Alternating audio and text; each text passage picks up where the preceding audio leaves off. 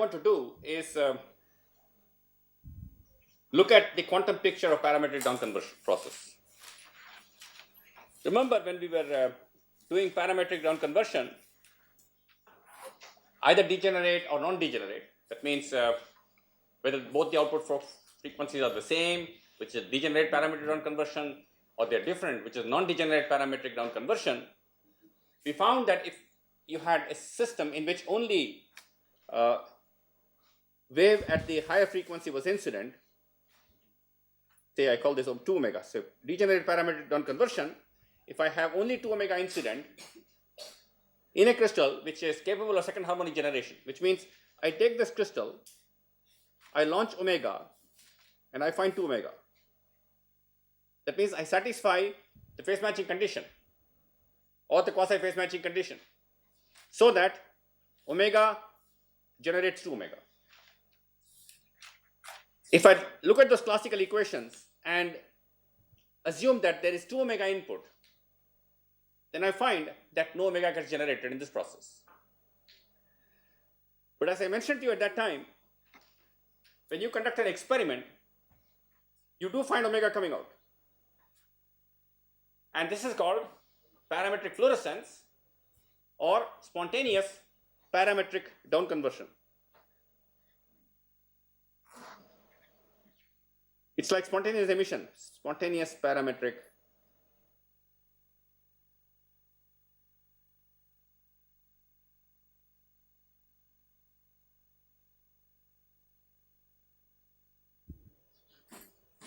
Also short form SPDC. This is a very, very interesting technique which people use today to generate light having non-classical properties, like squeezed light, squeeze states, or entangled states, etc. So the explanation for this process of down conversion, parametric spontaneous down conversion, is purely quantum mechanical. So what we will try to do today is to look at a simplified picture of how the quantum mechanical analysis we have done can predict this process of spontaneous parametric down conversion and tell me what are the types of photons that are coming out from this process. Now, a full quantum mechanical analysis would have to involve writing down the Hamiltonian of the total system in the presence of nonlinearity and using what is called as an interaction picture to find out the properties of the output states of light. So we will not carry out this process, but we will use a procedure that we had employed for the beam splitter to write the output states from the classical equations. What did we do in beam splitter? We wrote the classical equations connecting the output electric fields to the input electric fields on the beam splitter.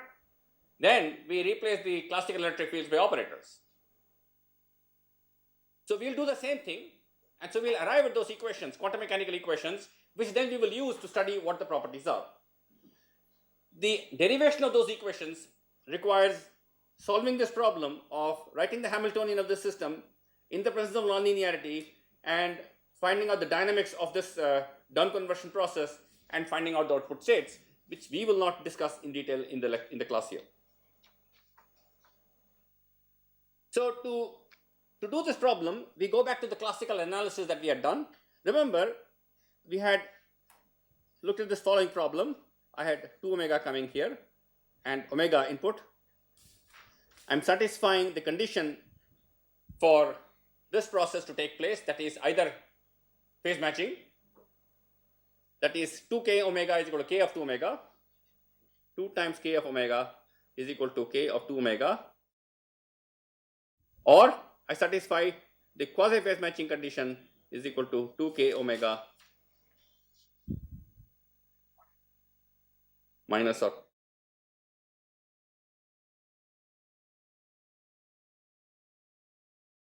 Okay, so this is essentially k omega plus k omega is equal to 2k omega, and this is k omega plus k is equal to k2 omega.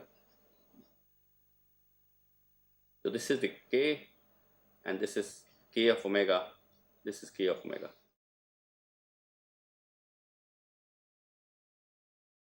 And we had obtained equations for the transformation of this field at omega as it propagates to a crystal of, say, length L. Assuming no pump depletion approximation. That means we assume that 2 omega is very strong, and we neglect the loss of power in 2 omega and solve those equations. And let me write down the equation that we had obtained at that time. The E1 of L is equal to E1 0 cos hyperbolic gamma L plus exponential I pi 2 0 plus pi by 2 E1 star of 0 sine hyperbolic gamma L.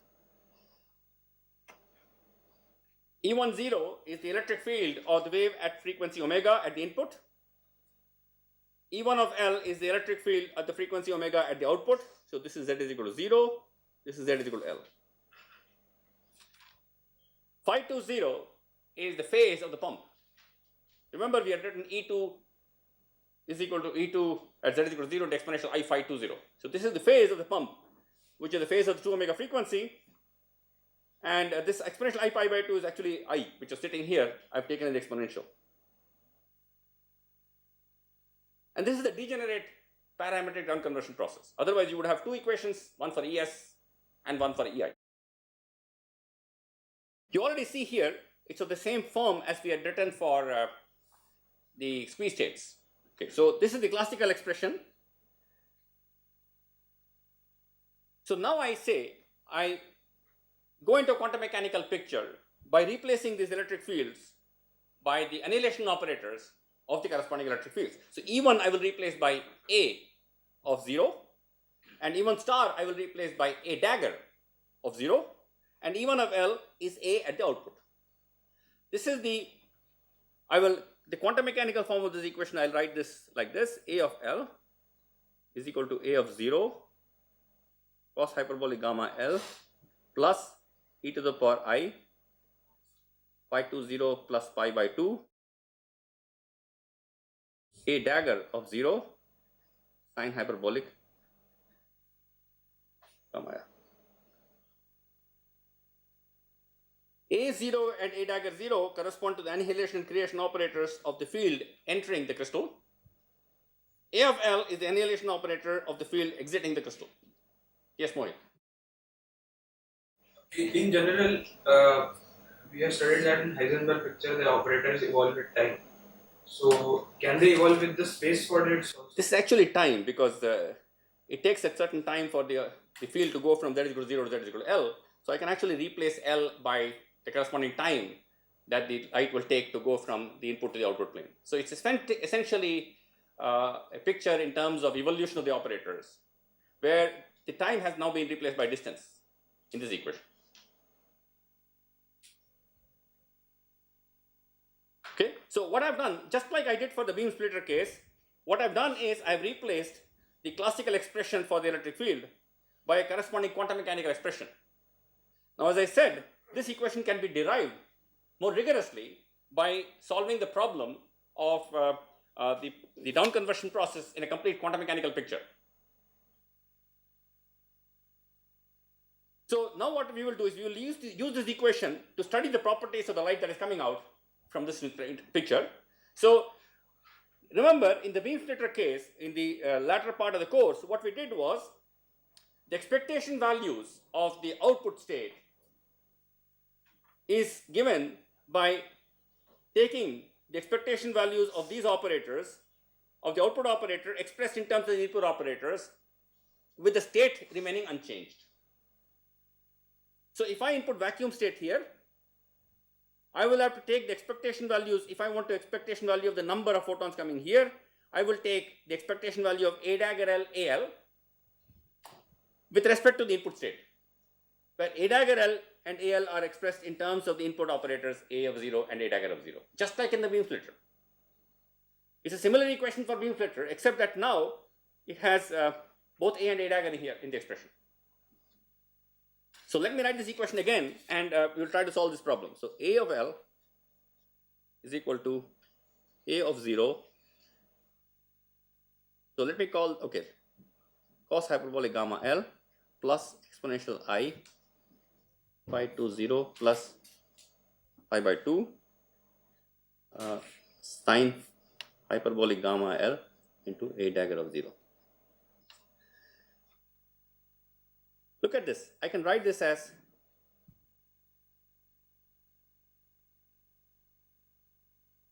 where mu is equal to cos hyperbolic gamma L and nu is equal to exponential I pi to 0 plus pi by 2 .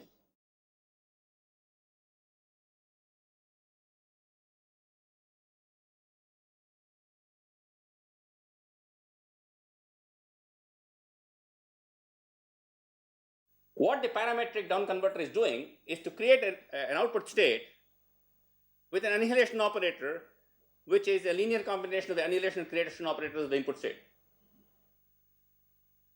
Remember, for squeezing, we had written a state with B is equal to mu A plus nu A dagger. It's the same expression.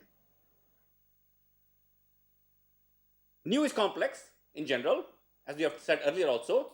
But if you take, for example, phi 2 0 plus pi by 2 is equal to 0, then nu is equal to sine hyperbolic gamma L.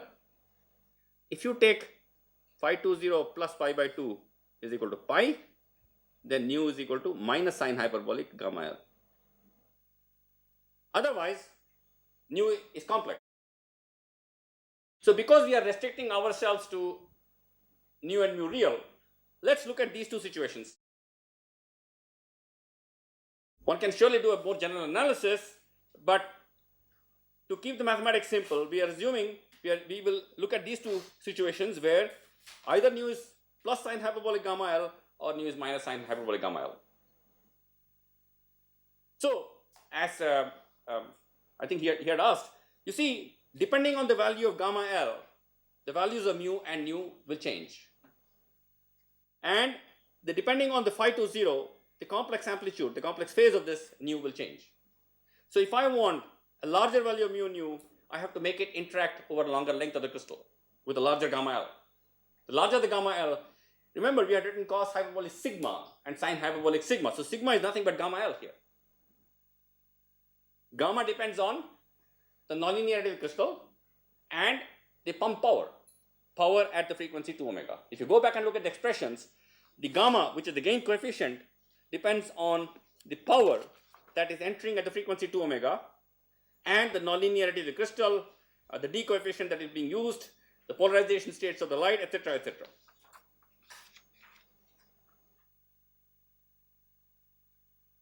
Okay, now let's look at the, so this is the output operator, output annihilation operator related to the input annihilation and creation operators, and to calculate the expectation value of any observable at the output, I calculate the expectation value of that observable expressed in terms of A0 and A dagger 0 with the states represented by input states.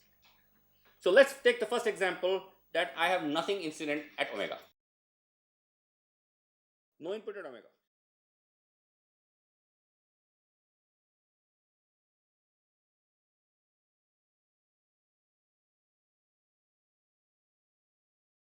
So what is the input state?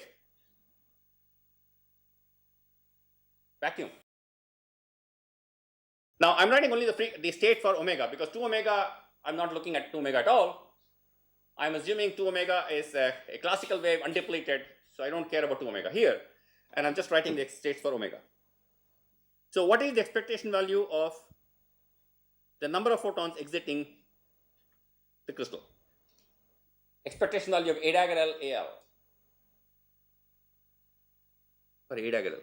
A dagger A of the output electric field state is the number operator of the output, and the expectation value has to be taken with respect to input states. So I have AL and A dagger L, so I have mu A dagger plus nu A. Now I just don't write 0. A dagger at A means it is at 0. Okay? Mu A plus nu A dagger. I'm just assuming I can actually have nu as complex. I just have to write a complex expression here, mu star and nu star. But otherwise, if I restrict myself to these two values of phi 2, 0, then nu is real. So this gives me 0 mu square a dagger a plus mu nu a dagger square plus mu nu a square plus nu square a dagger.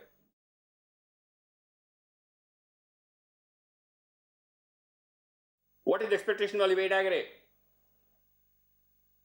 So 0 a dagger a 0 is 0. A dagger square 0. A square a dagger 1, because a dagger is a dagger a plus 1. A dagger a gives me 0.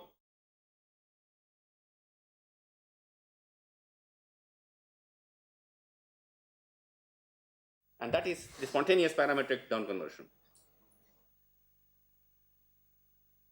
You have a finite number of photons exiting the crystal at omega frequency, even if you don't put any light at omega frequency. And that gives me an expression for the photon expectation value, the number of photons coming out at the exit. It of course depends on the gamma and the length of the crystal. If you have no nonlinearity, gamma is 0 and there is no output at omega.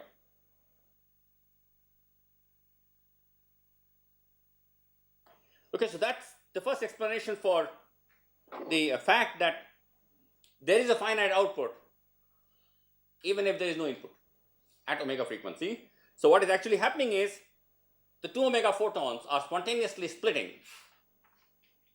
to generate omega photons at the output through this nonlinear interaction process. Yeah. So in this case here it is nu square. So suppose if my phi 2 0 plus pi by 2 is not 0 or pi, Yeah. then there will be a Mod nu square. It will be mod nu square. No? But here there is no mod nu square. No, because I'm assuming, see, otherwise I have to write, Okay. right? I have to write star star here. That's all. That's the only difference. So this will become mod nu square, it will become. Okay. Now I want to calculate what kind of a state is coming out. So let me calculate the expectation values of the two quadrature operators at the exit of the crystal. So actually the electric field of the output E out is given by I times square root of h cross omega by 2 epsilon 0 v A of L exponential minus I chi, which is omega t minus kz, minus A dagger of L exponential I chi.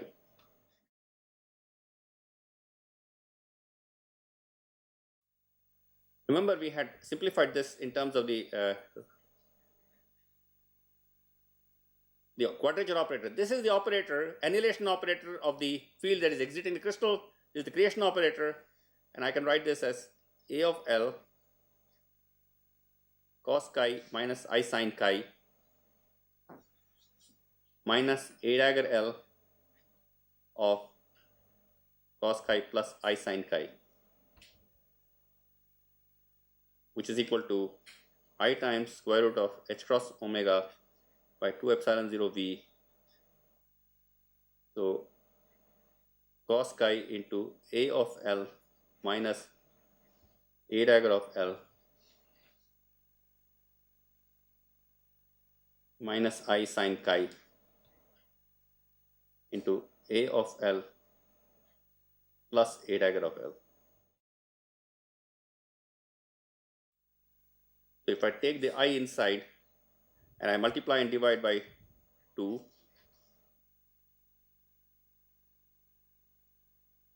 I'll get A of L minus A dagger of L by 2I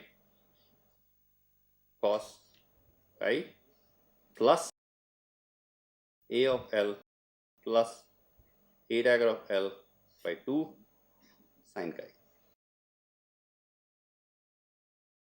So this is square root of 2 h cross omega by epsilon 0 v x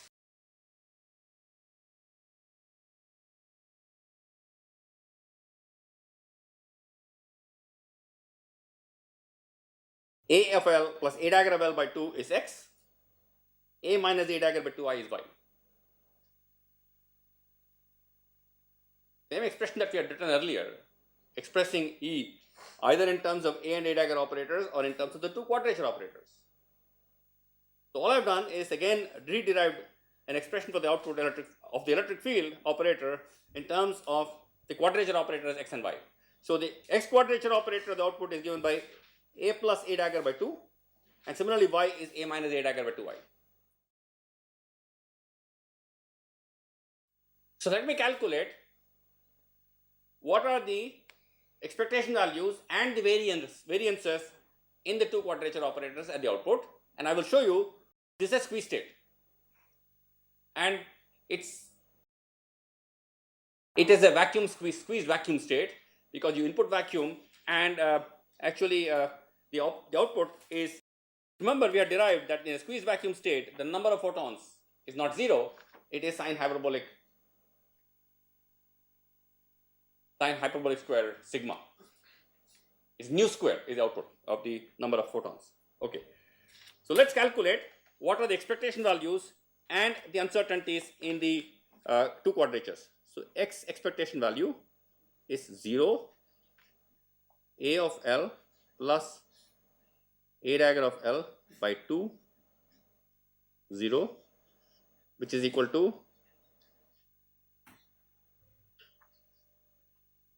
a of L is mu a plus nu a dagger plus mu a dagger plus nu a. And again, I'm assuming that nu is real, so it's either positive or negative.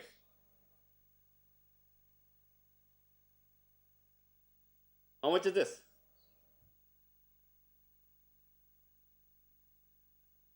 0, because expectation value of a and a dagger are 0, so this is 0. Similarly, expectation value of y is also 0.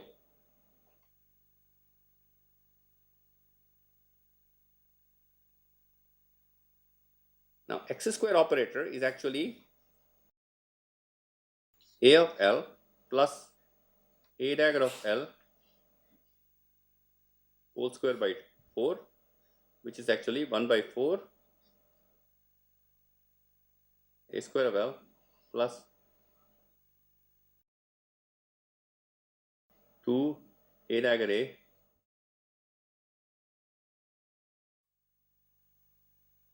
plus 1.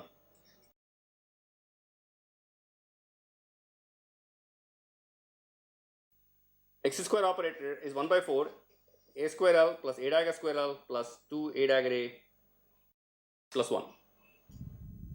So I need to calculate expectation value of a square of L, a dagger square of L, and a dagger a of L, where a of L is given by the expression mu a plus nu a dagger. Now remember, we had done all this when we were discussing squeeze states. So for example,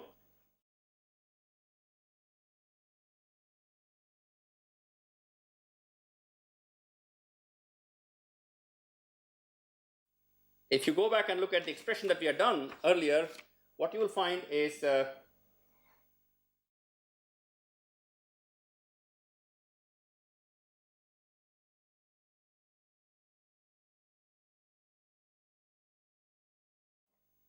expectation value of x square will be equal to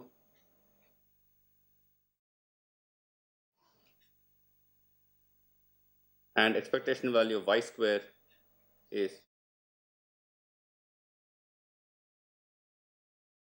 you have to replace a of L and a dagger of L by the corresponding expressions in terms of a of 0 and a dagger of 0. Then find the expectation values of the square. It's a bit of a algebra. And finally, for the input vacuum state, these are the expectation values for the input vacuum state. So delta x square is equal to x square minus x average square which is equal to mu plus nu whole square by 4, and delta y square is equal to y square minus y average square is equal to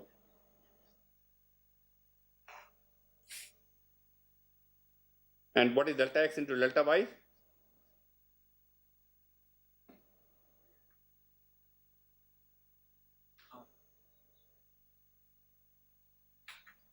Nu square minus nu square by 4, and mu square is cos hyperbolic square gamma L, and nu square is sin hyperbolic square gamma L.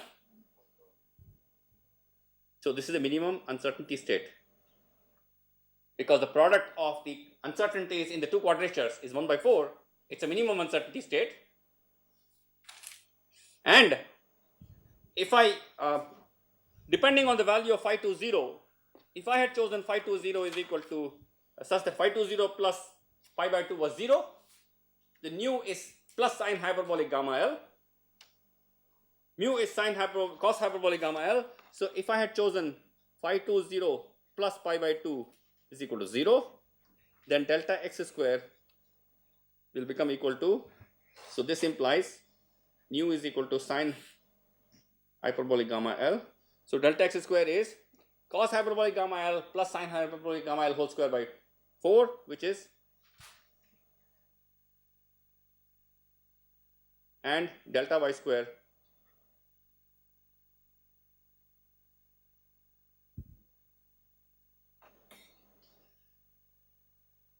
so in the phasor diagram,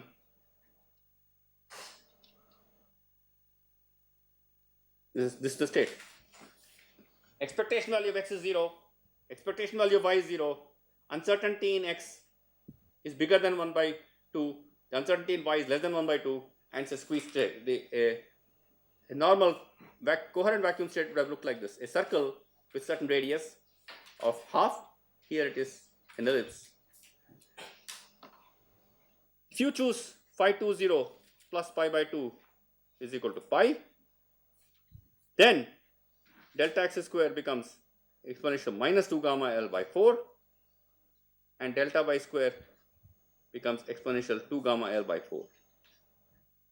And the corresponding phasor diagram will look like this. It's squeezed in the other direction. X is squeezed, the y quadrature is not squeezed.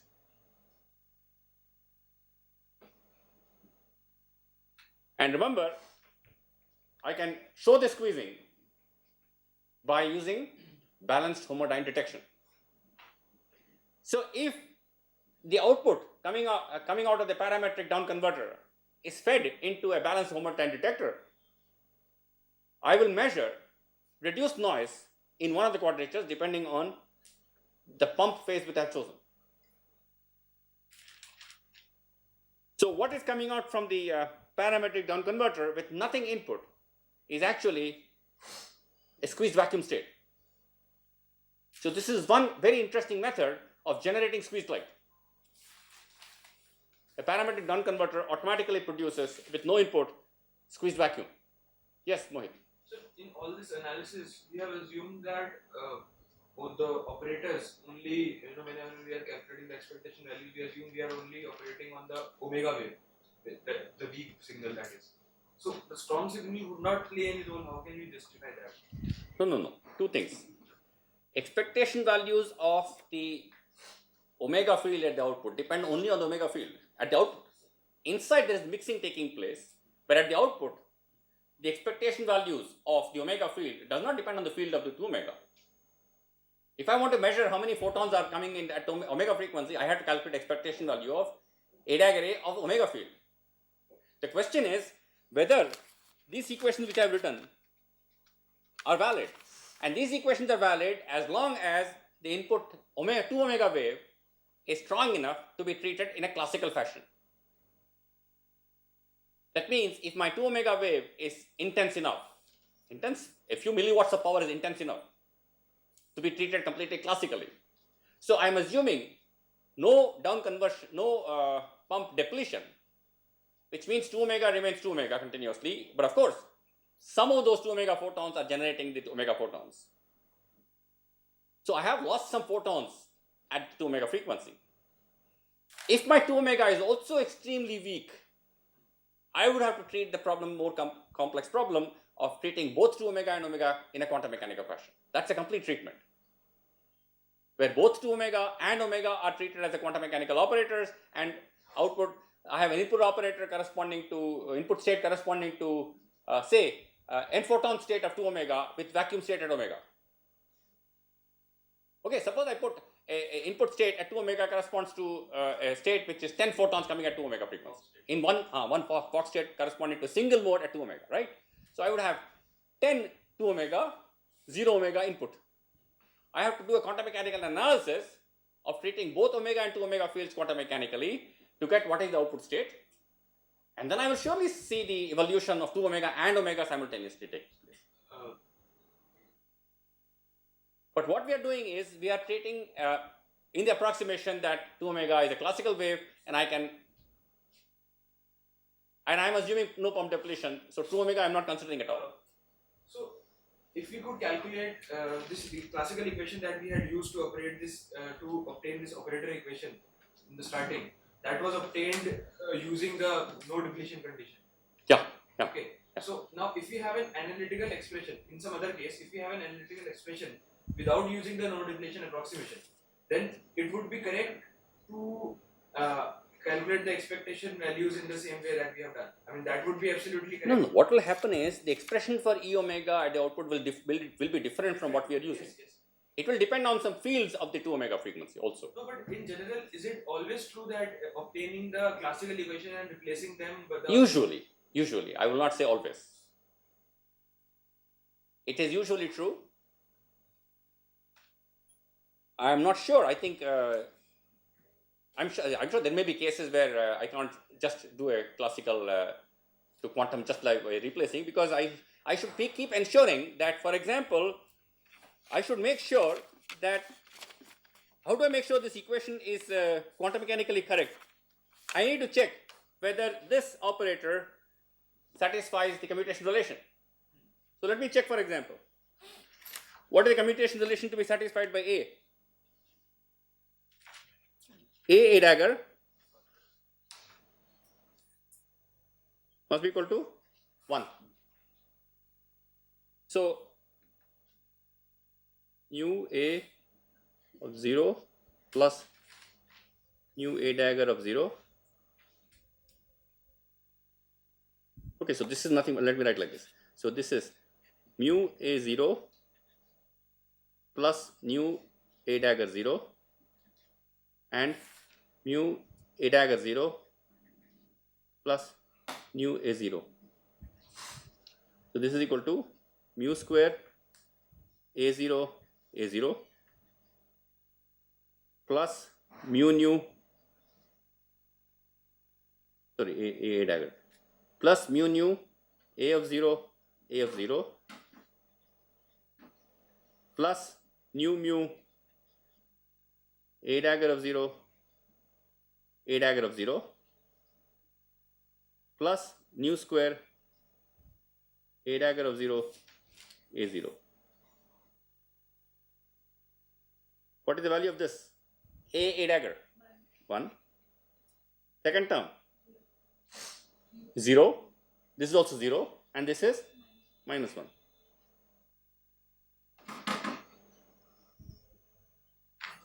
So this is right. This, and at least it is not incorrect. So an operator corresponding to any observable, if we write it, I mean, like the electric field operator that we wrote, it consists of this A and A dagger. So it means that every time we write an operator corresponding to an observable in terms of other operators, that they should commute. That is the principle that we have. No, for example, in the beam splitter case, we ensured that A3 and A4 satisfy the commutation relations. For example, I'll take a situation and tell where the problem is. I could analyze the following problem: that I have an amplifier. I input an electric field E at 0. It gets amplified to some gain times E of 0. So I will write a corresponding equation Okay, so let me try to see. I replace this by a quantum mechanical equation. So A of L, I will try to write as G of A of 0. Now the problem with this is A of L, A dagger of L is equal to G squared times A of 0 mod G square actually. A dagger of 0, which is equal to mod G square. It's not correct. So this is not a correct transformation. What is missing is, to satisfy this commutation relation, I have to add another operator here. And that is actually, in this amplifier, that gives me the noise. Right, so it seems that I can just replace by operators and get, but I have to keep ensuring that I'm satisfying all the required commutation relations and so on. So I have to add an operator here, which will automatically satisfy the commutation, which will make it sure commutation relation is satisfied. And I can actually analyze the amplifier and show you, calculate what is the noise figure of the amplifier, etc., from this, just from the simple analysis. But in any unknown situation, Yeah. if we are trying to use such methods, classical analysis to quantum analysis we are going, then what are the operators which should commute? I mean, the ones which commuted earlier. Now we are looking at a quantum optical situation where electromagnetic fields are involved. So the commutation relation are A and A dagger must A dagger must be equal to 1. Whatever fields you are taking, wherever you are taking fields, the annihilation operators and creation operators of those fields must satisfy this commutation relation. Now, I would imagine that given a more complex situation, I would have to go through a complete quantum mechanical analysis to find out what the corresponding equations are. And as I mentioned in the beginning itself, these equations we are writing as just quantum mechanical extension of the classical equations, but there is a much more deeper basis for getting those equations, which can be obtained by complete quantum mechanical analysis. Okay? Sir, yeah. Sir, suppose here we are getting this A dagger commutation relation 1. So yeah. Sir, can there exist a situation in a system such that there are two sets of commutation relation, both are satisfying the same value 1? You mean two transformation equations? I don't know, but one may be non-physical. Yeah. So, you see, the way I'm doing it, so I'm writing the classical equations which are correct, and then sort of replacing those fields by the operators. It's a very plausible method, but I don't know. I don't think I can guarantee that this will always work. So, sir, how do we know that whatever transformation we are going through, it is the only correct? No, because in the classical limit, it should reduce to the classical equations. In the limit of classical approximation, these quantum mechanical equations should reduce to the classical equations. So because I'm using the classical equations to obtain the quantum equations and deriving some relationships, I expect the observables should also be finally satisfying the corresponding classical equations finally. So in the limit of, for example, if I put in a strong field at omega, I can also calculate what is the output. In fact, I can, instead of putting vacuum, I can do the following. I say that now I have a system in which I have 2 omega, and at omega, I put a coherent state at omega. So, for example, what will be the expectation value of x? This will be alpha A of L plus A dagger of L by 2 alpha, which is equal to 1 by 2 alpha mu A of 0 plus nu A dagger of 0 plus mu A dagger of 0 plus nu A of 0 alpha. So this is mod half of mu times alpha plus nu times alpha star plus mu times alpha star. Okay, let me assume, okay, alpha could be complex. So plus nu times alpha.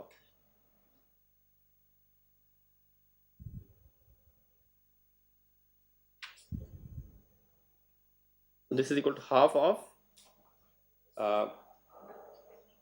mu plus nu into alpha plus mu plus nu into alpha star.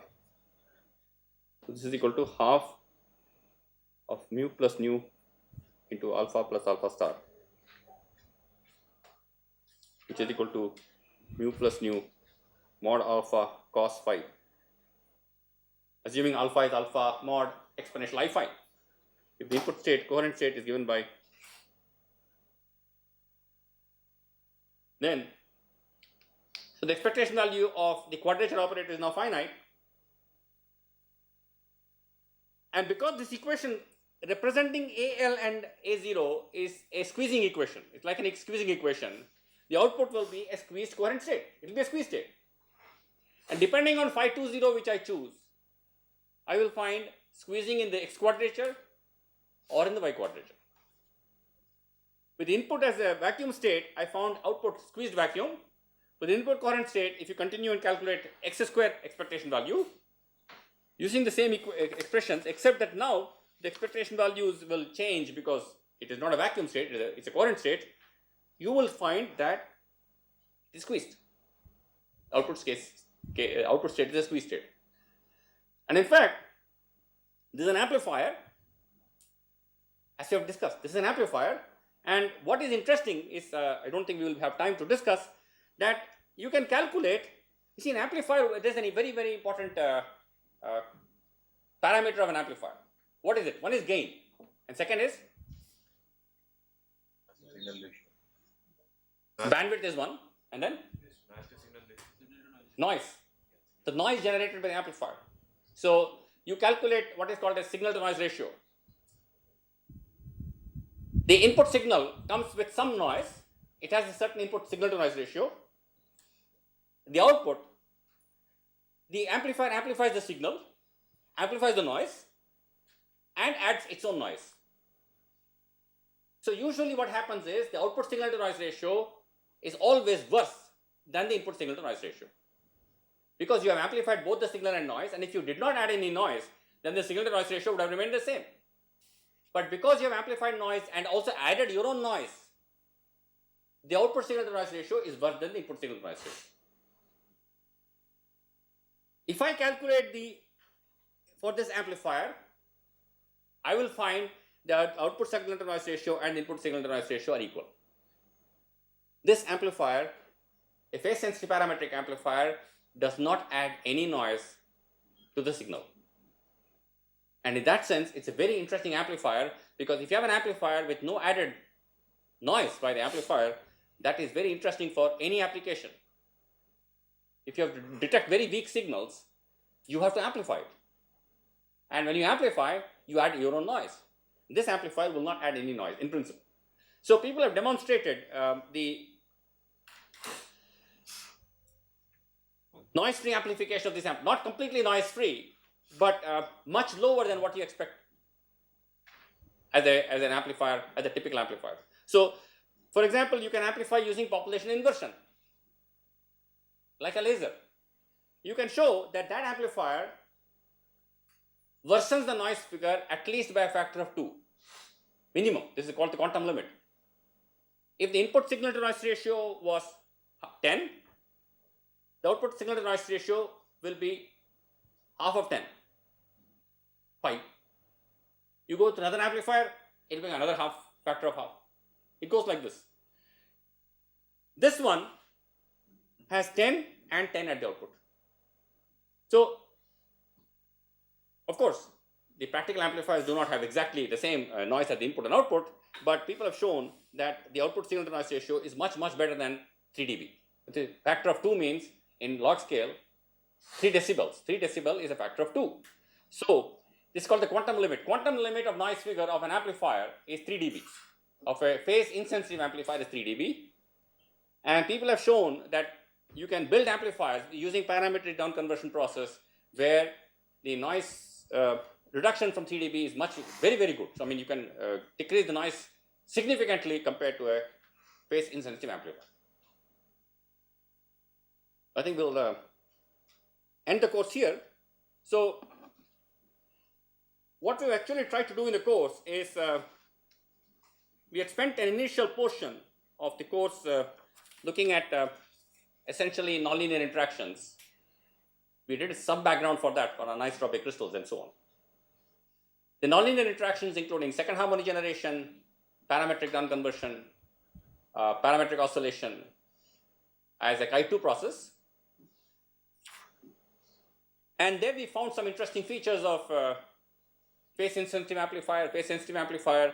We could not discuss at that time the quantum aspects like spontaneous down conversion. The latter part of the course in which we quantized the electromagnetic field and got to understand a bit of the quantum properties of light helped us to appreciate that there can be states of light which are quite different from what we can think of in a classical fashion. You can have states of light in which noise is below what you can expect in a standard, very well operating laser. And you can discuss squeeze states. We have not been able to look at entangled states of light, which also comes out from this kind of interaction process, a parametric non-conversion process. The two photons coming out here at the output can have very interesting properties and what are called as entanglement. And again, the analysis is based on what we have essentially done in the course. So this will, I hope, will give you a sort of introductory concept to how to treat some of these problems and what one can expect. Of course, please note the most general electromagnetic state which we had written, C, N1, N2, N3, N4, etc., N1, N2, N3 kit. That's a huge state space. And I think much of it is still unexplored. Some of those states are coherent states, some of those states are squeeze states, some of those states are entangled states. There may be more hidden states which are maybe yet to be discovered. And what is interesting today, I would say, is we are at a time when many of these non-classical features are can be experimentally verified, can be experimentally checked. The properties of entanglement, for example. This is all because of the development of technology and understanding of some of these concepts. So people are trying to build sources in which I can get single photons coming out. To make a single photon state is not that easy. You can make, so people are trying to make single photon states, two photon states, and etc. N number of photon states and so on. So there's a lot of interesting experimental and theoretical work in this, and we have just had a very small glimpse of the entire field of quantum optics here in this latter part of the course. So I hope you have enjoyed the course, and I have enjoyed in this process. So tomorrow we will have a class in which we have any question that you have in the course we can tackle. If you don't have many questions, then maybe I will briefly tell you about some interesting experiments which can be explained quantum mechanically, but which are a bit counterintuitive. Okay, thank you.